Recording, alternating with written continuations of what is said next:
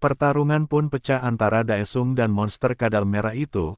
Dengan aura merah keungu-unguan, monster itu bersiap menyerang dengan hantaman langsung. Ternyata Daesung tidak sempat menghindar dan menerima serangan dari monster kadal merah tersebut secara langsung.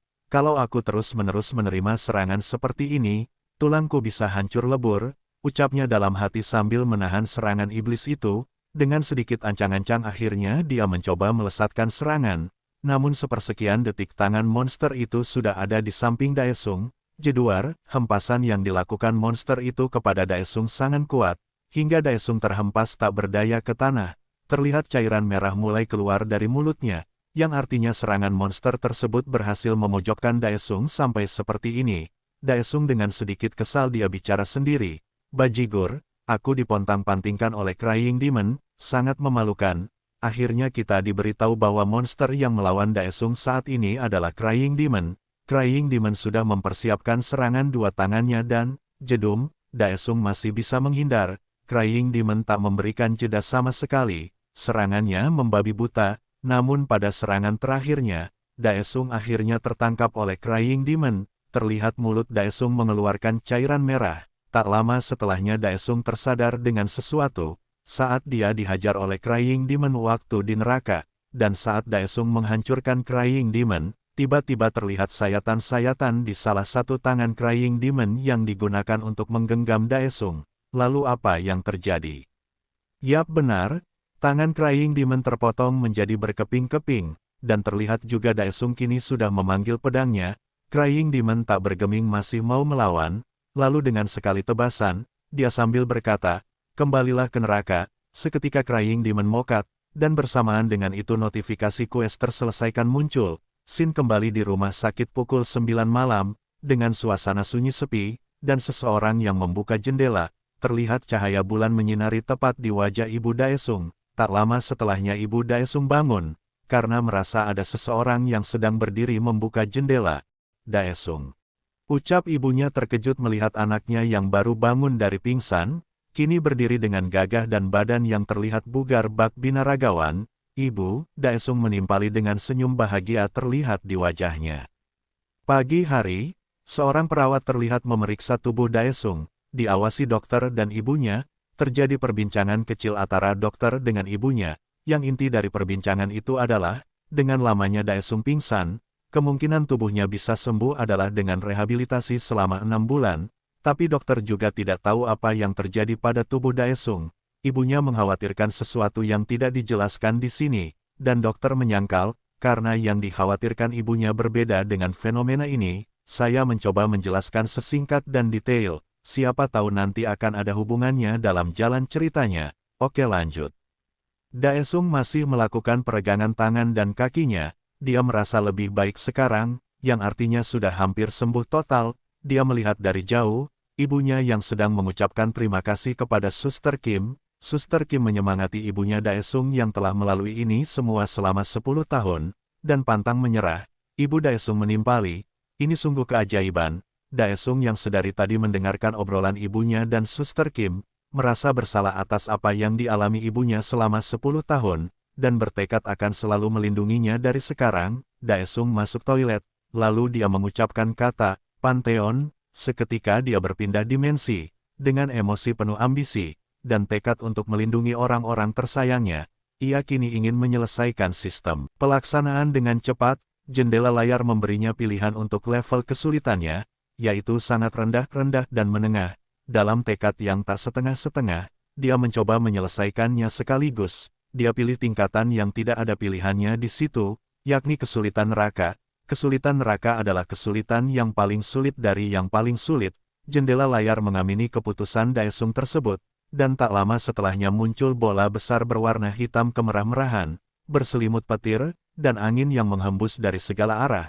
Terlihat retakan-retakan dari bola besar itu, memancarkan cahaya putih kemerah-merahan, dan seketika, duar, bola merah besar itu pecah sepenuhnya, dan terlihat sosok yang tak asing keluar dari cangkang bola merah tersebut. Dia menyeringai dengan wajah psikonya. Daesung bingung tak percaya melihat sosok itu mirip dirinya.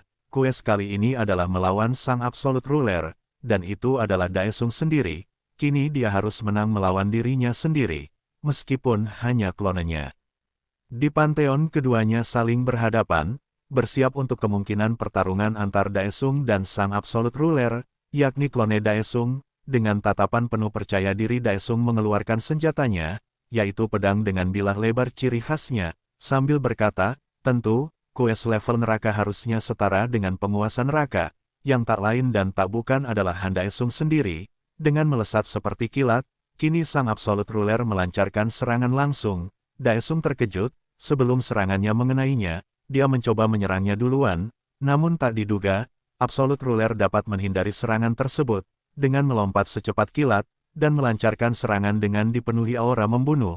Ternyata Daesung masih bisa menangkisnya, meskipun kesusahan, akibat dari menangkis serangan langsung dari Absolute Ruler, Daesung pun terpental ke belakang, seperti binatang buas. Sang Absolute Ruler tak memberi jeda, langsung melesatkan serangannya lagi dan lagi. Daesung kali ini masih bisa menangkis walau masih saja terpojok dengan penuh tekanan. Jual beli serangan tak terhindarkan, seperti perang yang tak kunjung berakhir. Kini terlihat goresan-goresan yang mengenai lengan dan kakinya tak terhindarkan. Dalam pertarungan yang tak seimbang ini, dia bergumam, "Bajigur, aku tidak bisa mengimbangi kekuatan dan kecepatannya saat ini.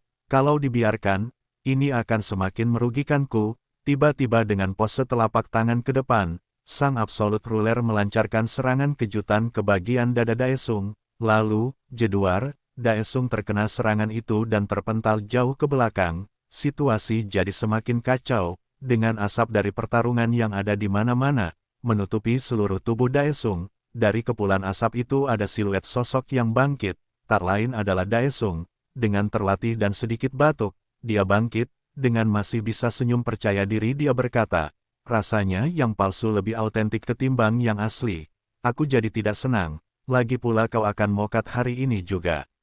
Blood Naturalization adalah nama skill Daesung kali ini, dengan penampakan mata menyala putih kemerahan, dan badannya diselimuti aura merah yang menakutkan. Absolute Ruler terlihat panik, dengan kecepatan yang berbekas ledakan dari pijakannya. Kini Absolute Ruler tepat di depan Daesung siap melancarkan tebasannya. Sring, Daesung terbelah tapi itu hanya bayangannya. Absolute Ruler bingung mendapati Daesung sudah di belakangnya. Dengan kecepatan seperti itu, matamu lihat kemana? Ucap Daesung seraya menggapai wajah Absolute Ruler lalu membantingnya ke tanah, dengan posisi menguntungkan berada di atas Absolute Ruler. Kini Daesung berusaha menebasnya, akan tetapi Absolute Ruler masih bisa menghindarinya, dan dengan cepat Absolute Ruler keluar dari kekangannya dan menjauh. Seringai tampak dari wajah Absolute Ruler, dan terlihat aura yang sama milik Daesung ternyata juga bisa dikuasai Absolute Ruler. Dia juga menguasai Blood Naturalization. Ucap Daesung dengan wajah bingungnya.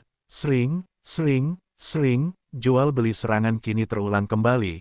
Cukup lama hal itu terjadi, sampai Daesung melancarkan serangan, tiba-tiba Absolute Ruler menghilang, dan, krot, Daesung terkena tusukan dari belakang punggungnya.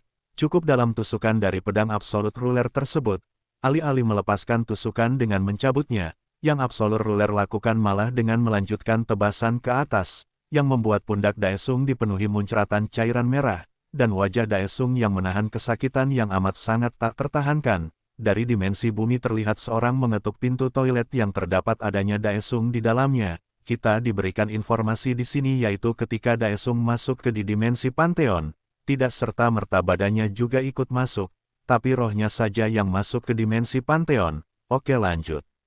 Ternyata yang mengetuk pintu toilet tempat Daesung berada adalah petugas pembersih. Dia merasa tidak ada orang di dalam tapi pintunya terkunci. Ketika petugas tersebut mencoba membukanya dengan kunci cadangan. Kita kembali di dimensi Pantheon. Daesung yang memegangi pundaknya yang kesakitan berkata dalam hati, "Aku tidak bisa melakukannya dengan keadaan begini. Kalau kalah semua akan sia-sia." Terlihat cairan merah yang mengucur ke lantai. Daesung masih memikirkan caranya untuk bisa menang dengan keadaan seperti ini. Inventory, ucap Daesung yang sepertinya telah menemukan jalan keluar dari keadaannya saat ini.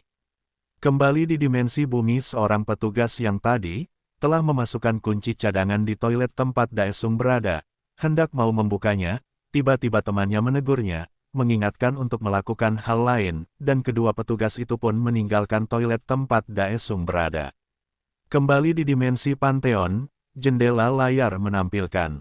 Inventory diaktifkan, Terlihat lubang hitam kecil berbingkai cahaya biru mengelilinginya, muncul tepat di samping Daesung. Daesung memasukkan tangannya ke lubang itu, hendak mengambil sesuatu dari lubang itu, merasa telah menemukan apa yang dicarinya, seraya berkata dengan wajah psikonya, masih belum selesai misi ini.